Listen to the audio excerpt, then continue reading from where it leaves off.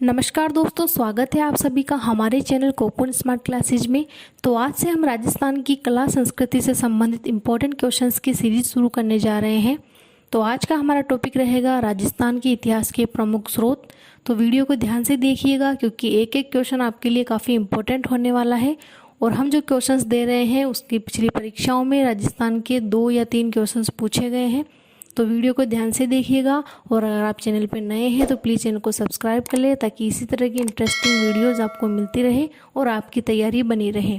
तो first question है हमारा, जैन मंदिर की स्थापना का उल्लेख करने वाला प्रतिहार अभिलेख कौन सा है? मंडोर अभिलेख, नाडोल अभिलेख, नागदा अभिलेख या घटियाला अभिलेख? तो इसमें हमारा आंसर होगा ऑप्शन नंबर 4, घटियाला अभिलेख। 861 ईस्वी का घटियाला का अभिलेख जोधपुर के पास घटियाला में माता की साल नामक जैन मंदिर के एक स्तंभ के 2 पार्श्वों पर उत्कीर्ण है। इसमें प्रतिहार नरेश कक्कू का यशोगान है। इस अभिलेख का रचयिता मग और उत्कीर्णकर्ता स्वर्णकार कृष्णेश्वर था। तो ये कुछ इसकी डिटेल्स है जो घटियाला अभिलेख से संबंधित है, तो इसे भी आप अच्छे से याद रखिएगा। नेक्स्ट क्वेश्चन है, ग्वालियर अभिलेख में मलेच्छों का नाशक किसे कहा गया है? तो ऑप्शन है विग्रहराज चतुर्थ, विमल शाह, नागभट्ट या मिहिर भोज। तो इसमें हमारा आंसर 3 सही हो जाएगा। नागभट्ट ग्वालियर अभिलेख में मलेच्छों का नाशक कहा गया है। अगला सवाल है, बिजोलिया अभिलेख के अनुसार सांभर झील का निर्माण किसने करवाया?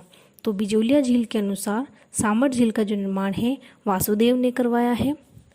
सांभर व अजमेर के चौहान राजवंश का वर्णन करने वाला यह शिलालेख बिजोलिया के पार्श्वनाथ मंदिर के पास एक चट्टान पर संस्कृत में 5 फरवरी 1170 ईस्वी को उत्कीर्ण है, जिसे जैन श्रावक लोलाक द्वारा मंदिर के निर्माण की स्मृति में बनवाया गया था। इस अभिलेख के अनुसार चौहानों के मूल पुरुष वासुदेव चौहान ने 551 ईस्वी के लगभग शाकंभरी में चौहान या चौहान वंश के राज्य की स्थापना की थी और सांभर झील बनवाई थी।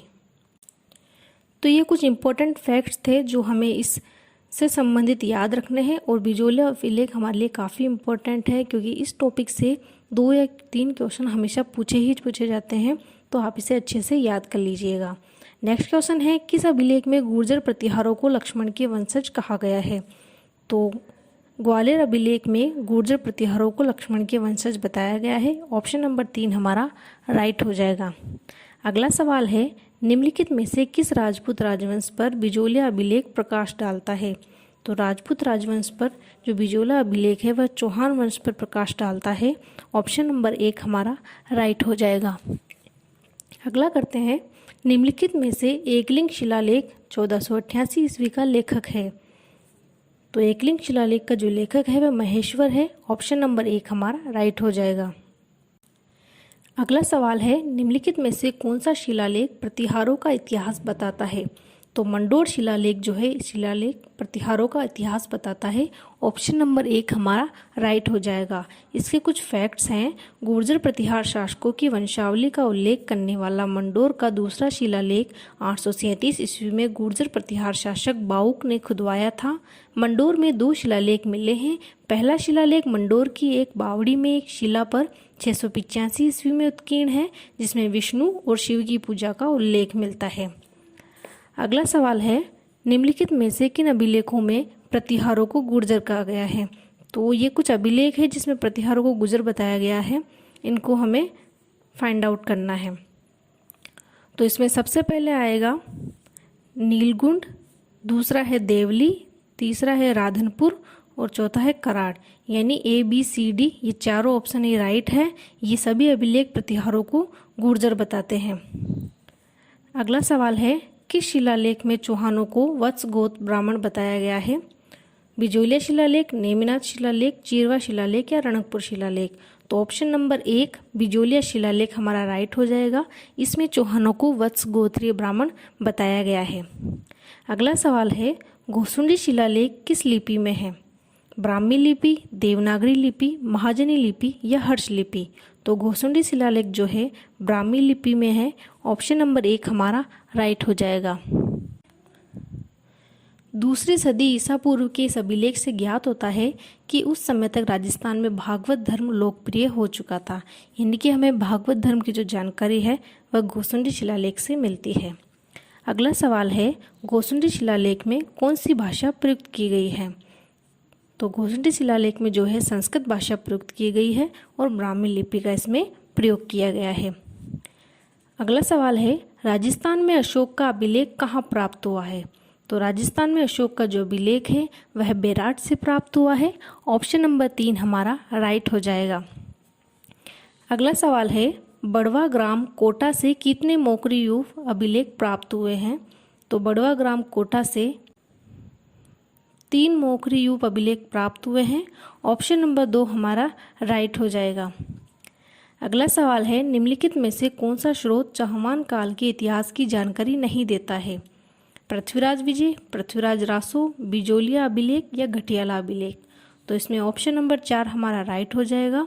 घटियाला अभिलेख जो है वह चौहान वंश की जानकारी नहीं देता। अगला सवाल है, बीजक डूंगरी पर सर्वप्रथम अशोक के शिलालेख को किसने और कब खोज की?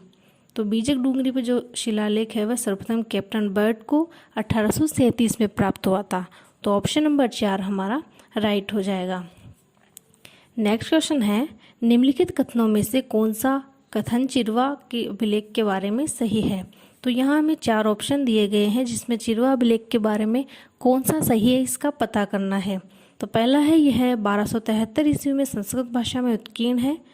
रत्न प्रभु सूरी इसके प्रशस्तिकार थे। इसके शिल्पी दलहन थे।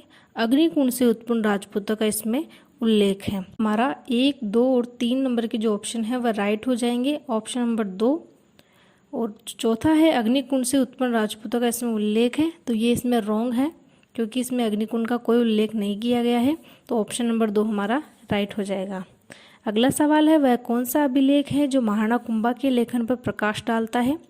तो महाराणा कुंभा के लेखन पर जो प्रकाश डालता है वह कीर्ति स्तंभ प्रशस्ति है जो कि 1460 ईस्वी में कृत है। ऑप्शन नंबर 2 हमारा राइट हो जाएगा। अगला सवाल है, बसंतगढ़ का शिलालेख किस वंश से संबंधित है? तो बसंतगढ़ का जो शिलालेख है वह चावड़ा वंश से संबंधित है। ऑप्शन नंबर 4 हमारा राइट हो जाएगा। अगला सवाल करते हैं, अधोलिखित अभिलेखों का सही कालक्रम चुनिए। यानी हमें आरोही क्रम से इन अभिलेखों को हमें आरोही क्रम से जमाना है। तो इसमें हमारा सबसे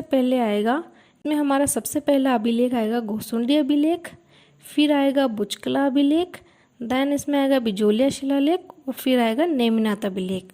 तो ऑप्शन नंबर 2, 3, 4, 1, 2 वाला हमारा राइट हो जाएगा। अगला सवाल, निम्नलिखित प्रशस्तियों को उनके समय अनुसार सुमेलित कीजिए। तो हमें यहाँ प्रशस्तियों को समय के अनुसार मिलान करना है। तो रणकपुर प्रशस्ति 1439 ईस्वी में, कुंभलगढ़ प्रशस्ति 1460 ईस्वी में, राज प्रशस्ति 1676 ईस्वी में और बीकानेर प्रशस्ति 1594 ईस्वी में। तो ऑप्शन नंबर 1 हमारा इसमें राइट हो जाएगा। अगला सवाल है, वह कौन सा शिलालेख है जिसमें ज्ञात होता है कि विग्रहराज चतुर्थ ने दिल्ली को अपने अधीन किया था? बड़ली शिलालेख, बिजोलिया शिलालेख, नांद शिलालेख या थानवाला शिलालेख? तो इसमें हमारा आंसर 2 बिजोलिया शिलालेख राइट हो जाएगा। इसमें विग्रहराज चतुर्थ ने दिल्ली को अपनी राजधानी बनाया था, इसके बारे में जानकारी मिलती है। अगला सवाल है, अभिलेख जो प्राचीन राजस्थान में भागवत संप्रदाय के प्रभाव की पुष्टि करता है कौन सा है? तो इसमें गोसुंडी अभिलेख हमारा राइट हो जाएगा। इससे हमें उस समय के भागवत संप्रदाय के बारे में जानकारी प्राप्त होती है। अगला सवाल है, किसानों से वसूल की जाने वाली विशेष लाग बागों का उल्लेख किस में प्राप्त होता है? तो चीकली ताम्रपत्र जो है 1483 ईस्वी का, इसमें हमें उस वक्त के लाग बागों के बारे में जानकारी प्राप्त होती है। ऑप्शन नंबर 2 हमारा राइट हो जाएगा। नेक्स्ट क्वेश्चन है, पृथ्वीराज विजय की रचना किसने की? जयानक, मलिक मोहम्मद जायसी, चंद्रवरदाई या उक्तों में से कोई नहीं? तो पृथ्वीराज विजय की जो रचना है जयानक ने की है। ऑप्शन नंबर 1 हमारा राइट हो जाएगा। अगला सवाल है, बर्ली प्रशस्तर अभिलेख प्राप्त हुआ था? तो बर्ली प्रशस्तर अभिलेख जो है वह भिलोट माता मंदिर में प्राप्त हुआ था। ऑप्शन नंबर 2 हमारा राइट हो जाएगा। अगला सवाल है, बर्ली का शिलालेख जो कि अशोक काल से पूर्व का माना जाता है कहाँ स्थित है? हाँ, दोस्तों राजस्थान में बरली का जो शिलालेख है वह अशोक से भी पहले का माना जाता है, यानी राजस्थान का प्राचीनतम जो शिलालेख है वह बरली शिलालेख है और यह अजमेर में स्थित है। ऑप्शन नंबर 1 हमारा राइट हो जाएगा। नेक्स्ट क्वेश्चन है, बिजोलिया अभिलेख किस वंश के इतिहास की जानकारी का महत्वपूर्ण साधन है? तो बिजोलिया अभिलेख जो है चौहान वंश की जानकारी का महत्वपूर्ण स्रोत है, तो ऑप्शन नंबर 3 हमारा राइट हो जाएगा। नेक्स्ट क्वेश्चन है, बिजोलिया शिलालेख किस चौहान नरेश के काल का? बिजोलिया शिलालेख जो है सोमेश्वर के समय का है, तो ऑप्शन नंबर 1 हमारा राइट हो जाएगा। लास्ट क्वेश्चन है, निम्नलिखित में से कौन सा मंडोर के प्रतिहारों के इतिहास की जानकारी देता है? तो मंडोर के प्रतिहारों के शासकों की जो जानकारी है वो घटियाला अभिलेख देता है। ऑप्शन नंबर 2 हमारा राइट हो जाएगा। तो आई होप आपको ये क्वेश्चंस काफ़ी पसंद आए होंगे। वीडियो अच्छी लगे तो चैनल को लाइक कमेंट शेयर करना और चैनल को सब्सक्राइब कर लेना। तो मिलते हैं इसी तरह की नेक्स्ट वीडियो के साथ। धन्यवाद।